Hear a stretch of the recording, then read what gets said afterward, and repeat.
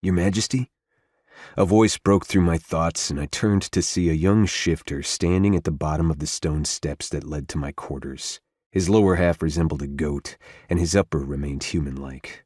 A faun in Arcadia? What happened to you, child? I asked him, my voice scratchy from years of disuse in my solitude. The boy dipped his head, casting his eyes down.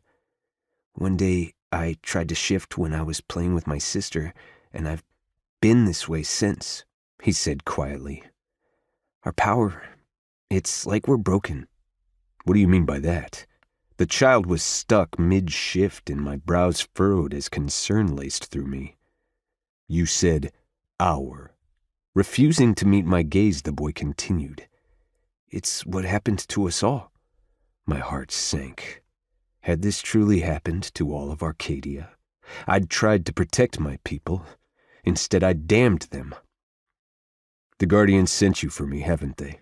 I glanced at the parcel he held in his hands. He nodded.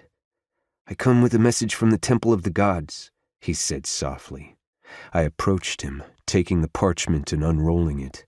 Tufts of wolf fur had been placed inside, one brown and one gray, and now they were speckled white. The demand was simple. It is time. My hand shook with fury, and I crumpled the paper as I headed to meet them. I ascended the stairs that led from my tomb to the world above. Arcadia, my home. How long had it been since I'd breathed fresh air, smelled the night irises, run through the forests? Too long. I climbed and climbed.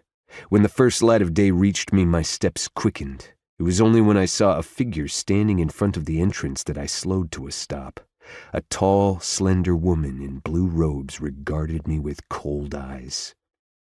Go back to your temple, priestess. You're not welcome here.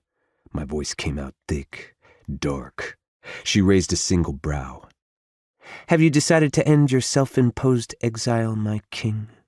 At that moment, she glanced behind me. I turned to see the fawn-like boy as he approached from his climb up the stairs. The sadness in his expression tore at me. You see what you've done to your people?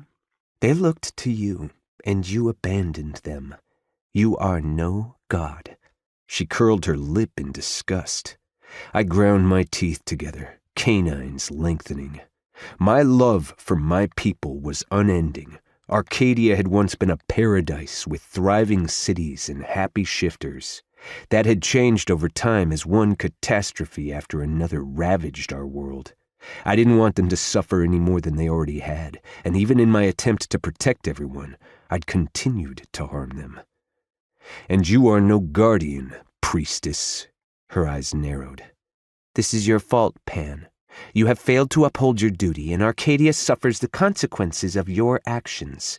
You have done this to your people. You have turned them into perverted versions of themselves, not us.